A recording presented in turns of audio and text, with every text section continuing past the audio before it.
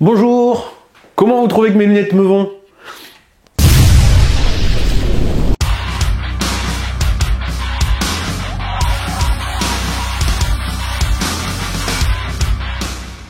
Bonjour à tous, aujourd'hui on change un peu de registre, je vous présente un graveur laser. Ce graveur laser il m'a été envoyé par Banggood pour que j'en fasse la promo. Au moment où je tourne il n'y a plus de code promo mais ça revient régulièrement, donc c'est un graveur laser qui tourne autour de 200 €. Actuellement il est à 225 €. Au moment où il me l'a envoyé il était à 189 € avec le code promo que j'aurais dû vous filer et qui est plus valable. Donc bon, donc, on va parler de ça. Donc si vous êtes encore là, merci beaucoup parce que les graveurs laser sur la toile ça intéresse... pas grand monde. Je vois que dès que mes confrères font des vidéos sur les graveurs laser, ça intéresse moins le public habituel. Donc merci beaucoup de votre soutien. Je vais essayer d'aller vite. Je passe rapidement l'unboxing et le montage parce qu'il n'y avait rien de spécial à vous raconter. N'hésitez pas à mettre en commentaire si ça vous intéresse parce que je sais que mes confrères font ça, unboxing, montage, il y a quoi dans la boîte. Bon, moi pour vous citer ce qu'il y a sur la page Wikipédia ou sur la notice de la marque, pas grand intérêt à vous dire. Moi le montage je l'ai trouvé fastoche, j'ai quasiment pas regardé la notice parce que c'est mon deuxième graveur laser. Le premier se trouve être l'Elegoo Fegda que j'ai depuis un petit moment, que je vous prépare également une review, mais ça je prends mon temps parce que l'Elegoo Fegda c'est pas un envoi par Elegoo. Donc je me dis, vu que les graveurs laser intéressent rarement les gens, je ne veux pas casser la tête. Si l'Elegoo Fegda vous intéresse, n'hésitez pas à me le dire. Je me sortirai un peu plus les doigts du fion pour sortir le test. Donc voilà, le montage est très simple. L'unboxing, vous avez vos lunettes de soudure. Donc on passe directement à la machine. Je vais essayer de pas vous faire perdre plus de temps que ça. Il a quelque chose qui, moi, est indissociable de la gravure laser, en tout cas des machines qui m'intéressent. Vous pouvez envoyer vos fichiers via Wi-Fi, via câble USB et via une carte SD que vous avez un adaptateur USB fourni avec. Pour moi, c'est obligatoire parce que vous voyez la tronche de mon setup. Je ne peux clairement pas le descendre à côté du graveur laser ou alors il faudrait que je tire un câble USB à travers le plancher. Et c'est vrai qu'au début, quand j'ai voulu me lancer dans la gravure laser, les machines d'entrée de gamme, en tout cas les pas chères, qu'on se dit à ce prix-là, pourquoi pas, notamment chez Arthur ou chez Sculpfen, les moins chères, c'était des connexions câblées uniquement. En tout cas, si c'était USB, c'était pas forcément précisé. Donc, j'ai jamais sauté le pas sur ces marques-là. Note importante, je tiens à préciser qu'il est interdit de faire une activité commerciale avec ces machines.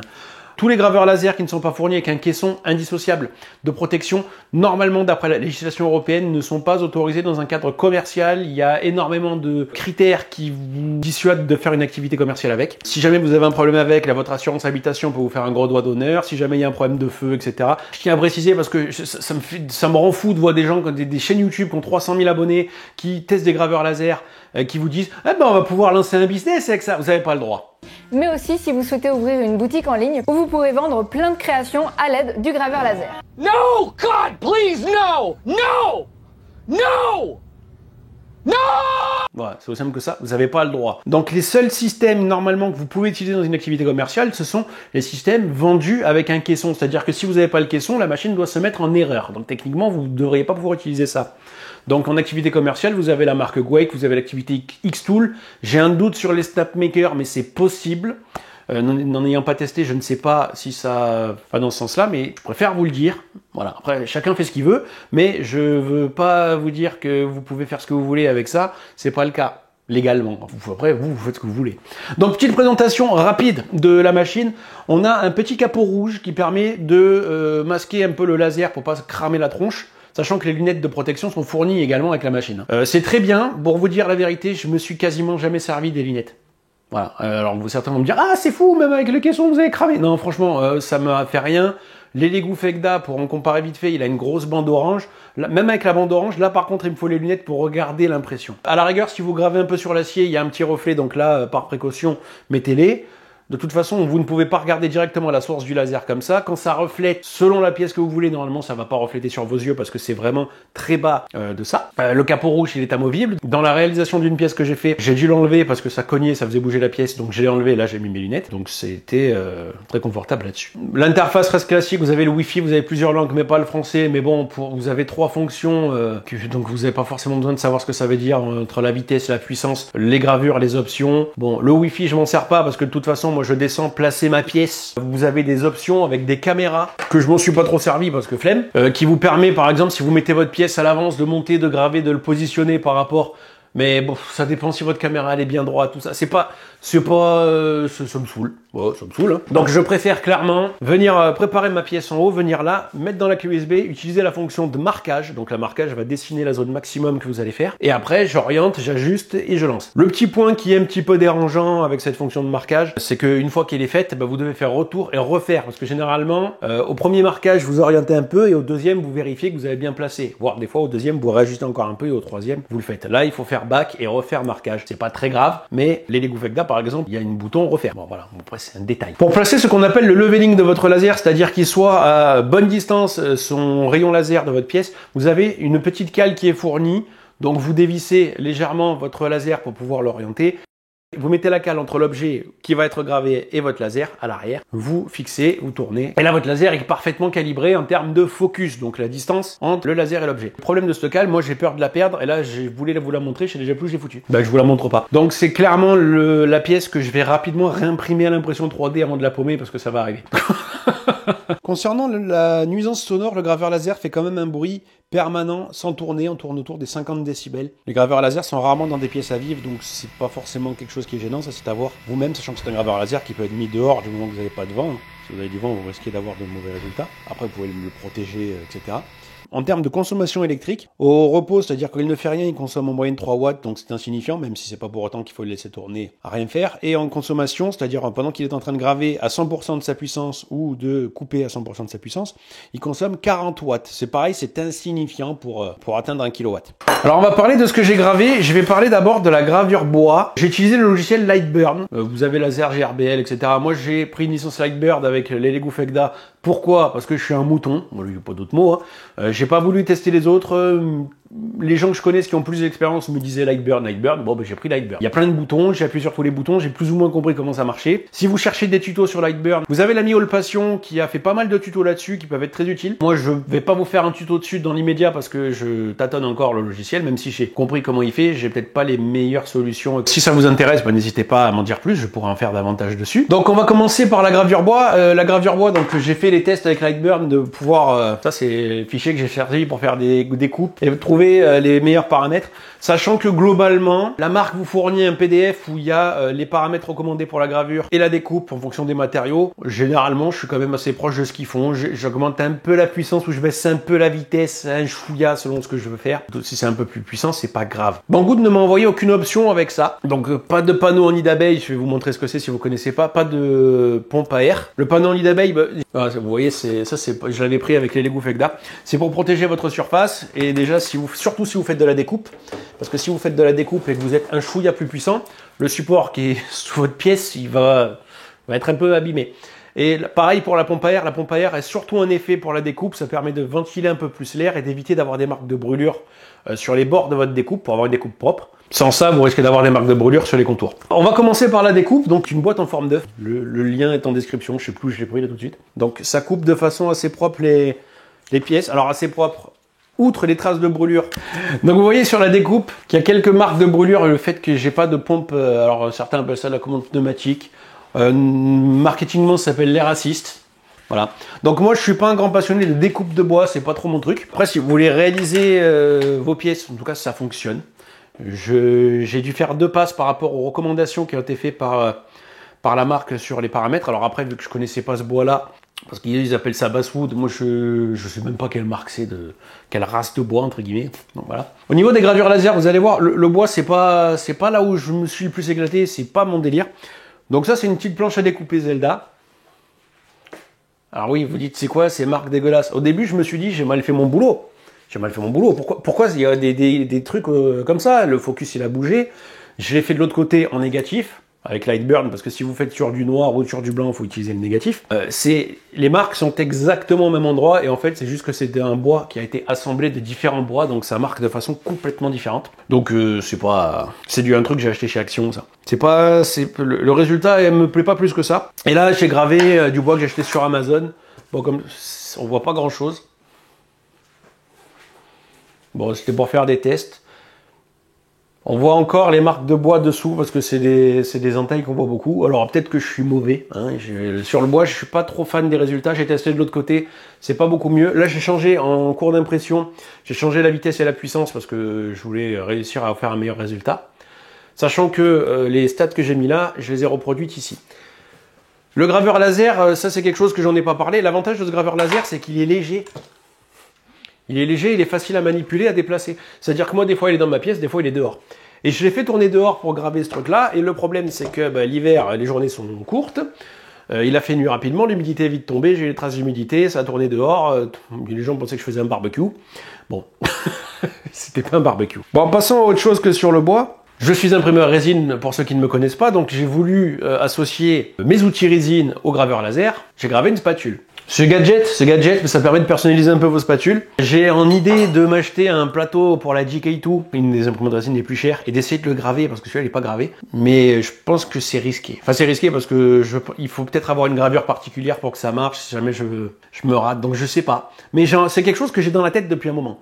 Mais pour l'instant, je l'ai pas fait. J'ai gravé une carte métallique, aussi.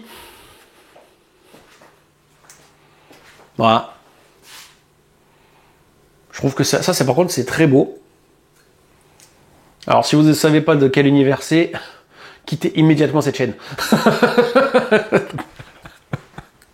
J'ai pris des photos sur Google Images, je les ai mis dans Lightburn. L'avantage de ces paramètres-là, c'est que ça grave, peu importe la nuance, donc il n'y a pas de nuance. Et j'ai gravé un carreau blanc que j'ai acheté à Action. Donc c'est un carreau. À la base, il est blanc. J'ai mis une couche de peinture noire.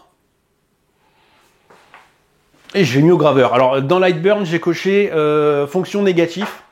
Parce que vu qu'il va graver sur du noir, il allait me faire l'inverse. Donc, j'ai fait une fonction négative et en fait, il a gravé ce qui n'aurait pas dû être gravé en temps normal. Il a inversé les deux, c'est le principe.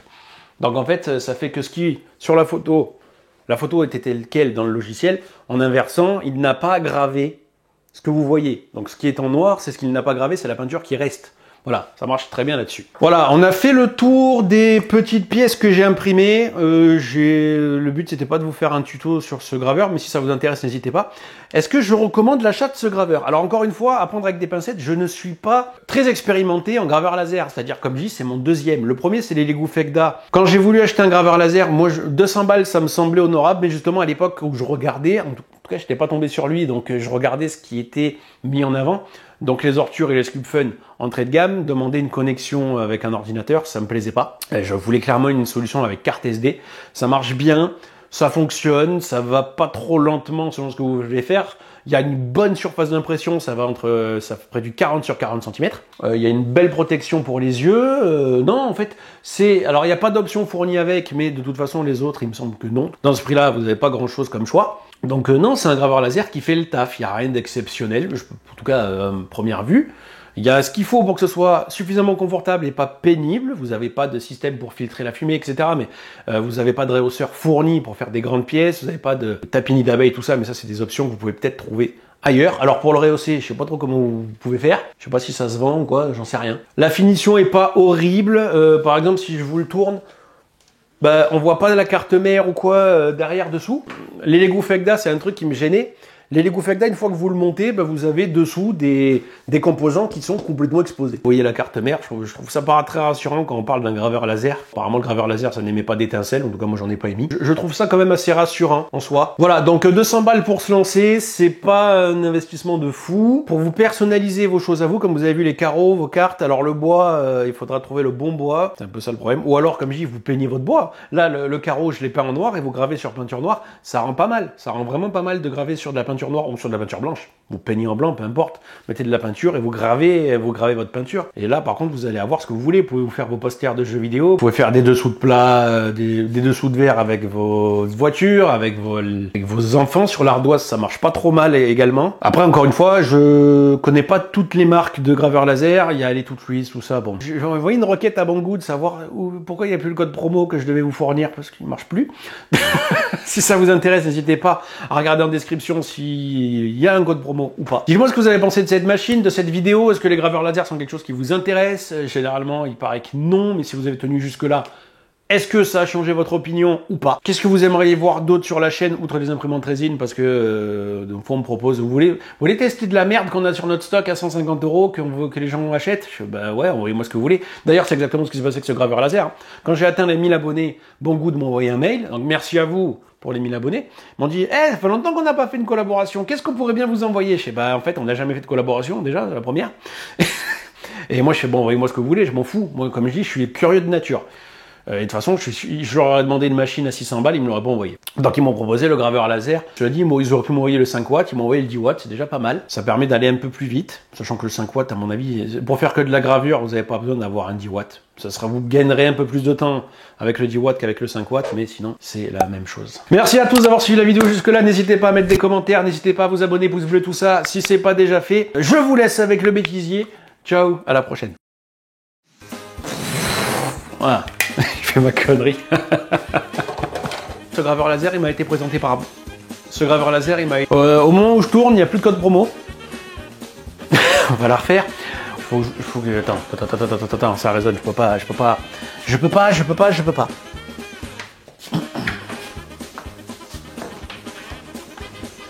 Ça résonnera moins, là. Alors, ça intéresse moins les gens là. Et via une clé et via une carte SD que dans un print que j'ai fait, alors c'est pas un print, dans la réalisation de caler la cale, vous n'en avez pas besoin. Enfin, qu'est-ce que je veux dire? Et là votre laser est parfait. Vous avez la Mi All Passion, on va le refaire, etc. Je check mon micro, 1, 2, 1, 2, ouais, etc.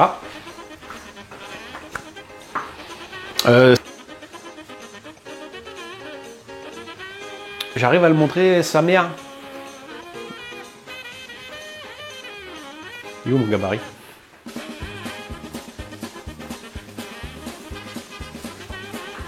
Moi je l'ai paumé. Ah, il est là. Voilà, ça a coupé de façon assez propre. Vous voyez que sur les bords. Ah mais j'ai pas les lumières, qui est con. Sur les bords, il y a quelques traces de brûlure. C'est pour ça que j'ai raté la mise au point. J'ai pas les lumières. On va refaire toute la scène. Mongol. Allez, bouge-toi. Que la lumière soit... Putain, le mec, il oublie qu'il y a des projecteurs, quoi. Donc, on va refaire complètement la scène. Voilà. Voilà. Voilà. Merci à tous d'avoir suivi la vidéo jusque-là. N'hésitez pas à mettre des commentaires, n'hésitez pas à vous abonner, pouce bleu, tout ça, si c'est pas déjà fait. Je vous laisse avec le défi.